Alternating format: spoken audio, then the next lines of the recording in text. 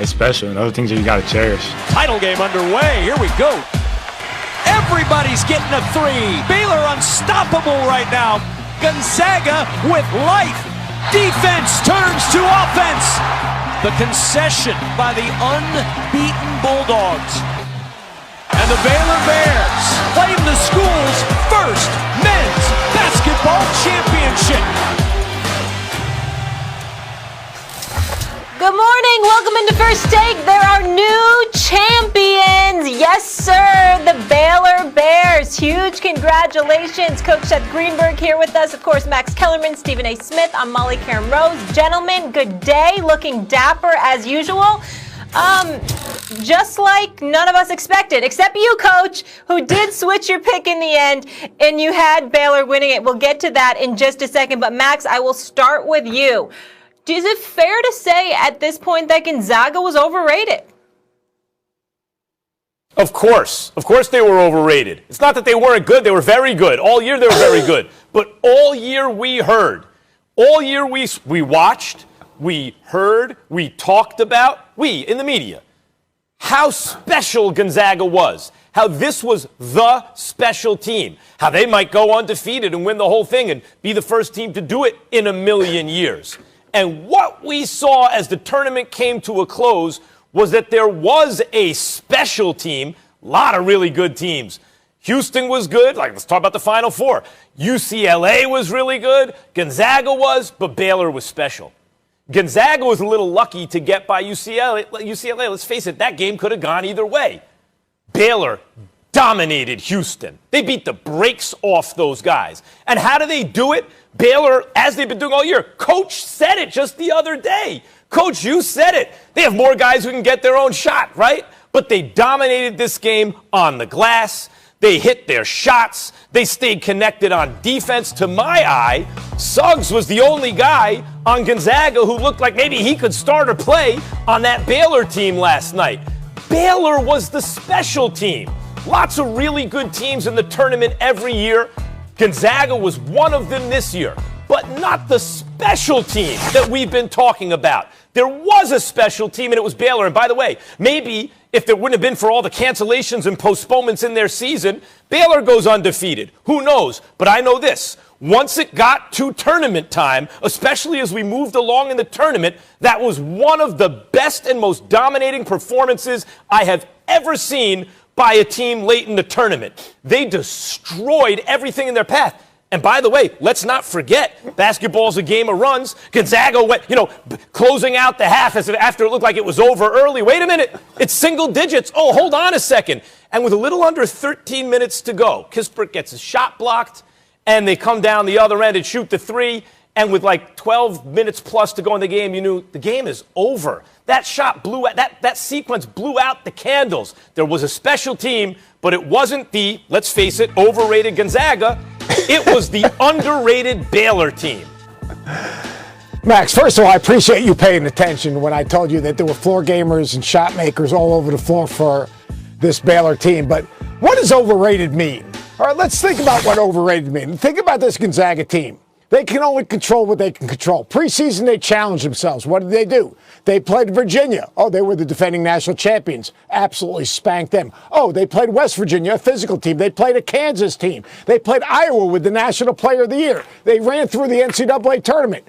It's not their fault that people put them up on this pedestal. They were historically good offensively. So you lose one game and all of a sudden you're overrated?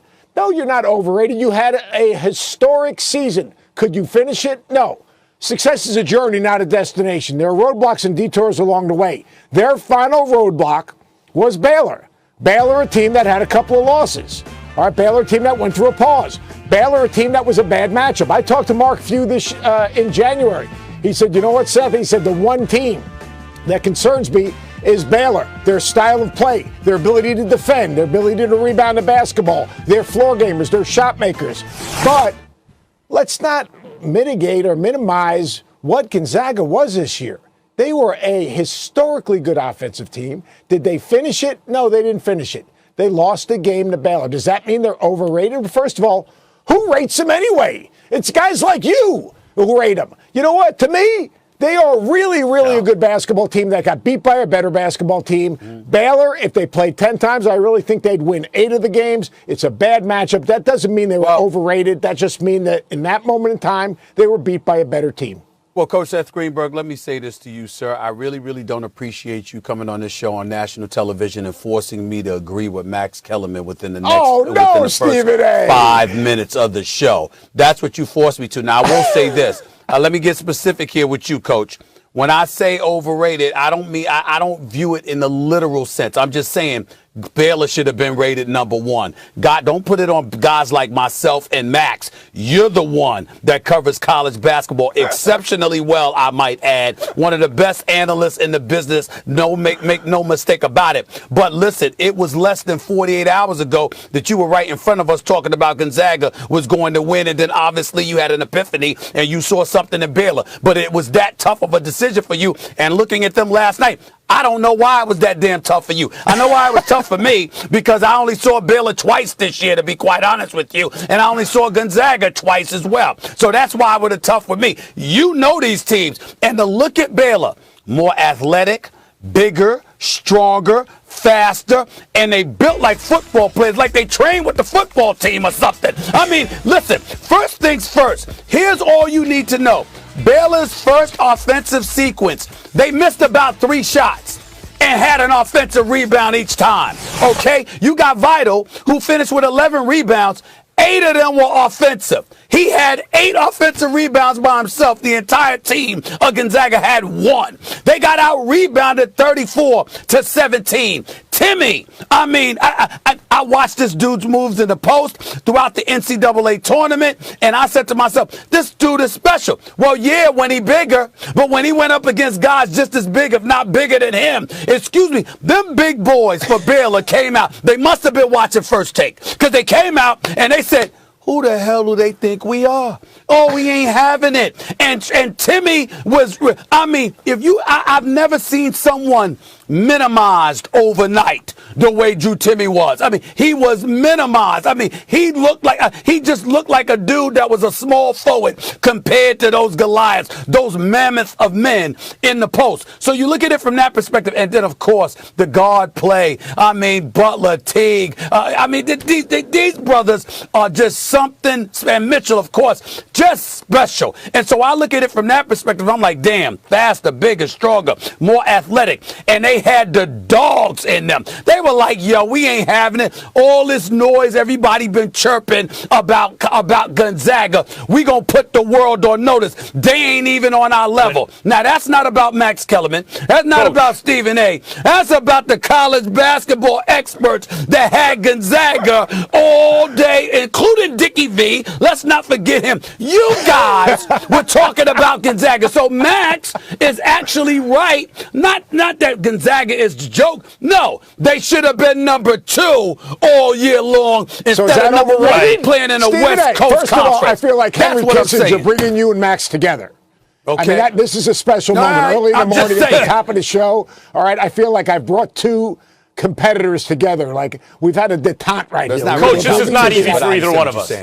It's not really competition. I get what you're saying. Overrated. Here's the thing. Here's the one thing I'll say is, like, when we say overrated, like, so is number 2 overrated? I mean, they challenged themselves in their schedule. Baylor was better. There's no doubt about it. But I mean, like, here's the deal. They had a magical season. They were 40 minutes away from a championship. I'm just saying they should have been number 2 instead of number 1. No, they were a million miles away, Coach. They should have been number 2 instead of number 1. They were a million miles away from a championship. They had no shot to beat Baylor. And this is what I'm saying. First of all, when you said who overrates them, this is not an indictment on Gonzaga. They're a really good team. As Stephen A. said, they should have been rated 2. But when you're supposed to be rated 2 and you're actually rated 1, that is, as Stephen A. points out, that's the definition of overrated. I'm not just going to say you guys in the college basketball fraternity, because we all picked Gonzaga. Stephen A. and I both picked Gonzaga. In the media, and fans, overrated Gonzaga because they were really good, but the special team, was Baylor. And one thing I take exception to is, well, it's a styles matchup. But, Gonzaga was worried. Baylor had a bad style. That's like saying, the 95 Bulls had a tough style to beat. Or like Floyd Mayweather had a tough style to beat. Or the 98 Yankees had a tough. They're just the best. Like, they got to the Final Four, Coach, and beat the brakes off of Houston and Gonzaga. They got to the Final Four, and no one competed with them. Look, I agree with that. Look, when I changed my mind, here's what I said. I compared them. This real quickly. We used to have those little touch screens where you compare teams. Better backcourt, Baylor. Better defense, Baylor. Better rebounding, Baylor. And the one matchup I thought, and more experience. And you're right about Mark Vidal. I mean, he had eight offensive rebounds. I mean, that first place sent a message. The only area I thought that maybe Gonzaga could win and could be a difference maker was Timmy. And Jonathan Chachua, I'll say it for the last time this year, all right, his feet, his quickness, how active and how physical they were, ball pressure by his time, they pushed him out. I agree. If you just compare 1 versus 2, they were overrated, but I'm not going to take anything away from their magical season. All right, I think our next guest will co-sign that. Coach, thank you so much for being with us. We will talk to you soon here. I love you guys. But I got to keep it rolling, guys. We love you too. You're the best. You have a fabulous day.